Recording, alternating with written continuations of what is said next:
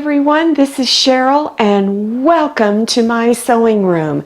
You're looking at a really pretty summer dress that is made by Butterick Patterns.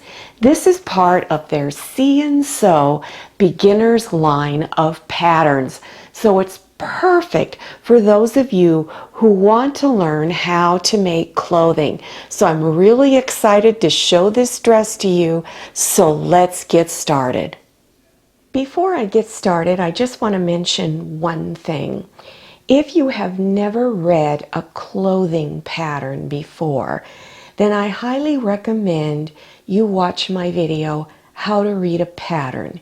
It will break down all of the terminology and make it so much easier for you. If you find you're getting a little lost while doing this video, make sure you watch How to Read a Pattern. And the link is appearing right now in the upper right hand corner. This is a Butterick See Sew pattern and it is marked easy. The size information is down here in the lower left hand corner. The number is B6436.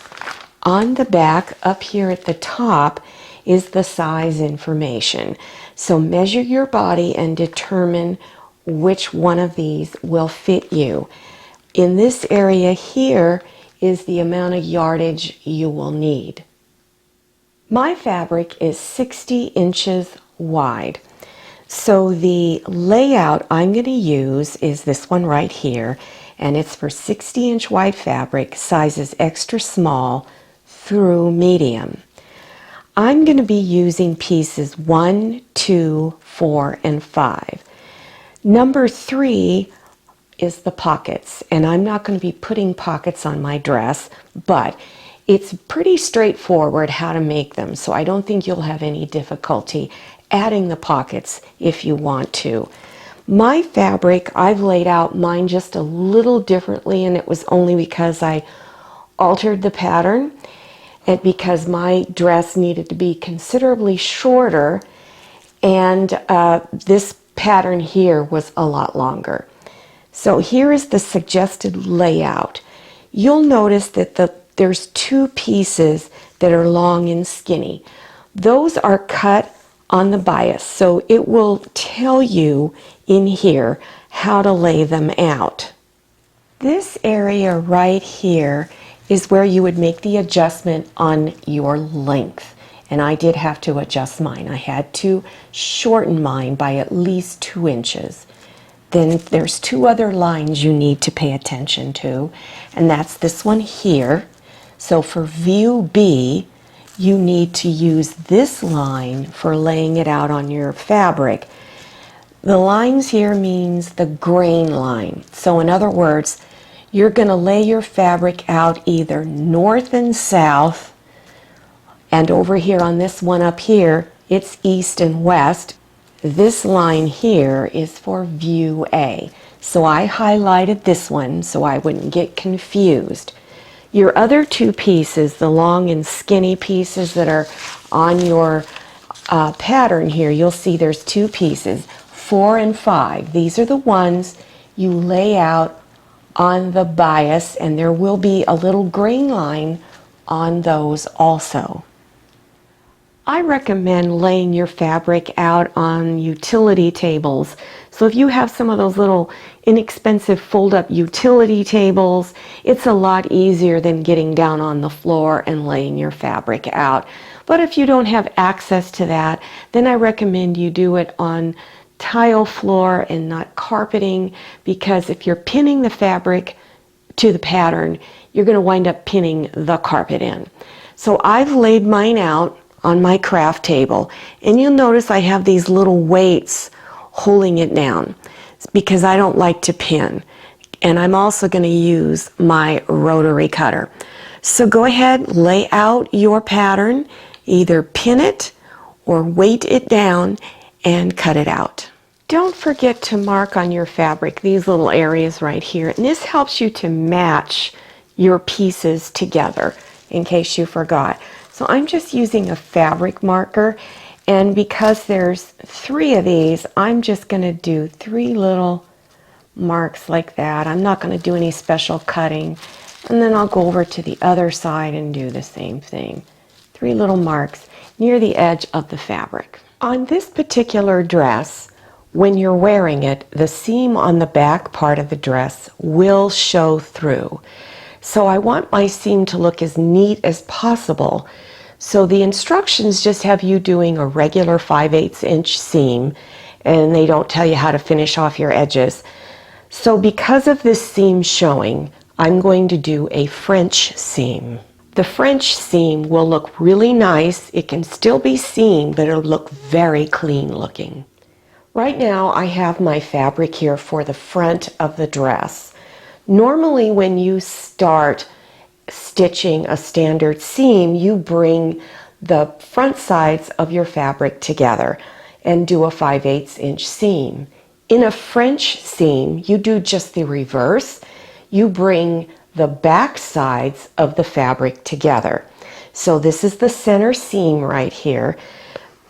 Pin the edge and then stitch 1/4 inch seam all along here.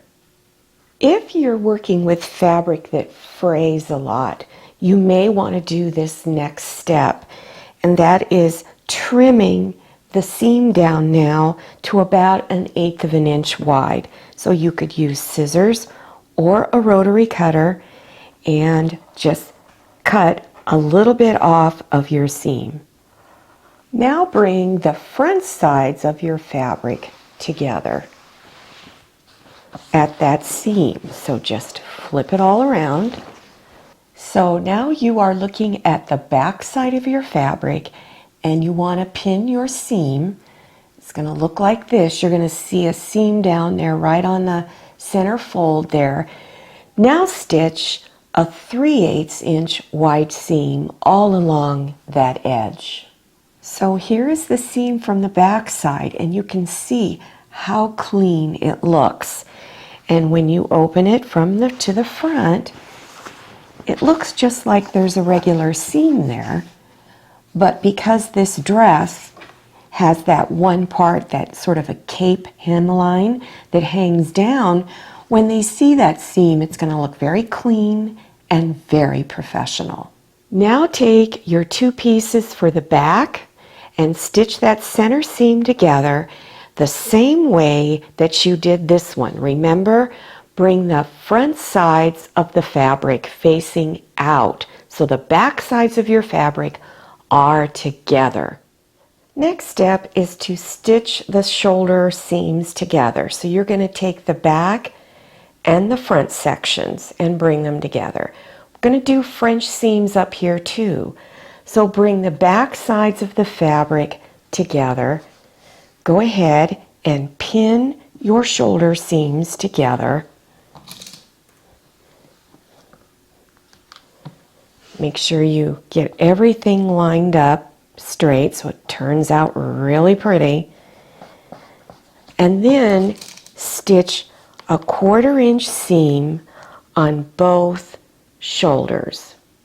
Bring the front sides of the dress together, pin the shoulder seams, and stitch 3/8 of an inch seam on each shoulder.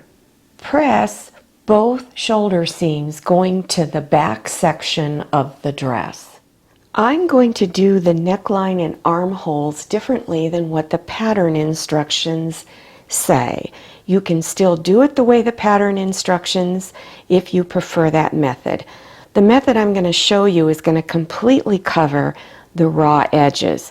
So take all of your strips, you'll have 3 of them, 2 shorter ones and 1 longer one.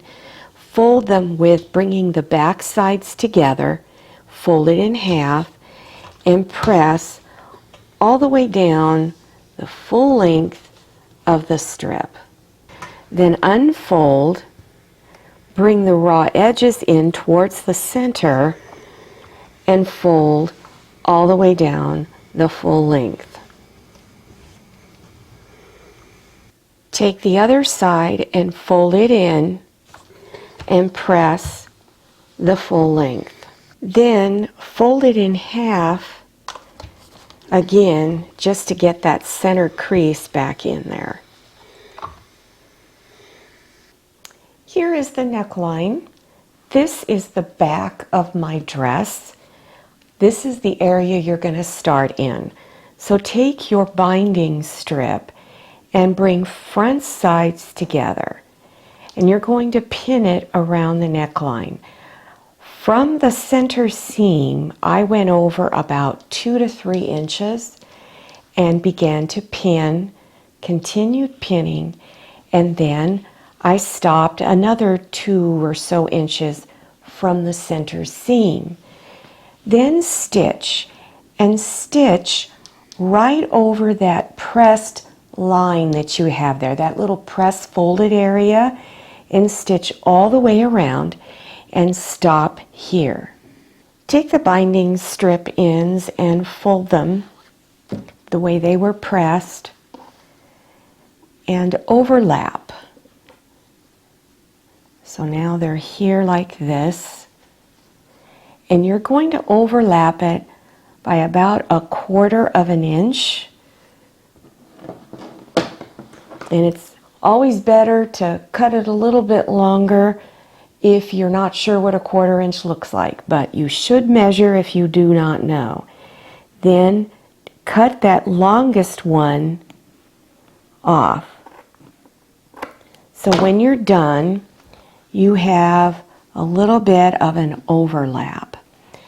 Unfold your ends completely and then bring the front sides together. After getting it pinned, then stitch a 1/4 inch seam right along there. Open the seam up of the binding strip and pin it down and finish stitching the binding strip down along the back of the neck.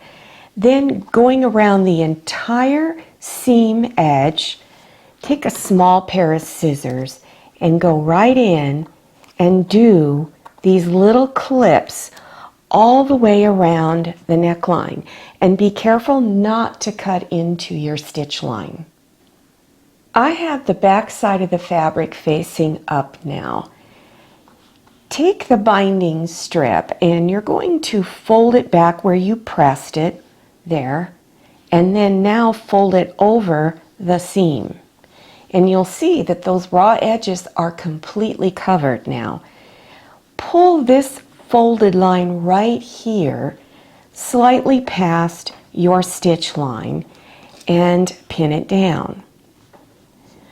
Go around the entire neck, pinning it down. Now turn it over to where the front side of your fabric is showing. And again, you're going to start at the back of the neckline.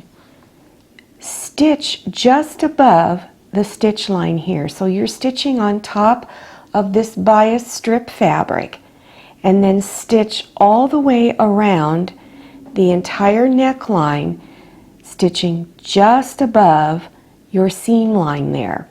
If you find that your stitches did not catch the lower edge of the binding on the back, is probably because you didn't have it pulled past the stitch line. And this is what it should look like when you're done. Now let's move on to the side seams. Bring the 2 side seams together, the front and the back.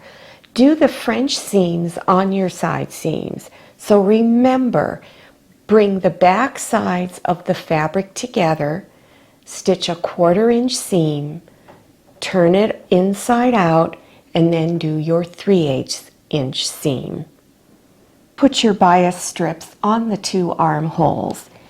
Right here is the shoulder seam, but start placing it in the armpit area near that seam there. Remember to start stitching a few inches away from this side seam right here. Stitch on that little fold line that you have here. Remember, in your bias strip you have this little fold line. That's what you're stitching on. Stitch all the way around and stop a few inches away from that side seam. Then finish it up just like you did the bias strip around the neckline. The last section to work on is the hem, and I am going to do it the way the pattern instructions suggest. So they suggest you fold the edges over 1/4 inch, and you're folding them over to the back side. Use a large basting stitch to stitch it down. So go all the way around. When you're doing your basting stitch, start at one of the seam lines and stitch all the way over to the next seam line. Then pull it out and pull out and leave long pieces of thread because you're going to be pulling on them later. Then pick up and start again on the other side of the seam and go all the way over to the next seam, and then pull it out of the machine, leaving long pieces of thread at the end. And you keep doing that till you get all the way around. Fold the bottom edge over again 3/8 of an inch. Now the purpose of the gathering stitch is to help get this all to lay flat because you're on a curve. So things are going to sort of pucker a little bit. So if you find that it's not going to lay flat, take one of the threads and gently pull on it, gathering it slightly until it lays flat. The pattern instructions were not real clear on the final stitching of this, so I'm going to give you a few suggestions. They said you could just go ahead and stitch this down, but they didn't really say if you do it from the back side or the top side. I'm going to use a twin needle, which I will be stitching from the top side. So let's go to my sewing machine and I'll show you how to do that. Thread your machine with 2 spools of thread and make sure they are the same color. I usually grab both threads at the same time and feed them through and thread them together. You would put the twin needle in just like you would any other needle, with the flat side facing away from you. Then take the threads and put them through the eyes of the needle. I have set my stitch length to 3.0 and the tension to 1.0, and I'm using a 40/80 twin needle.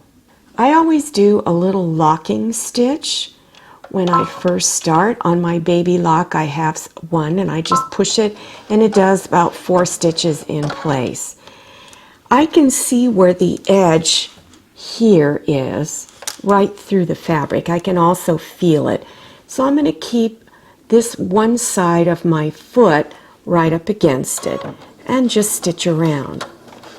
You may want to test your stitch out first to make sure that it is flat and not puckering anywhere. And so you would go all the way around. I'm going to speed my machine up just a little bit. And I'm going to see if I have enough. And there you go. I think you can see it.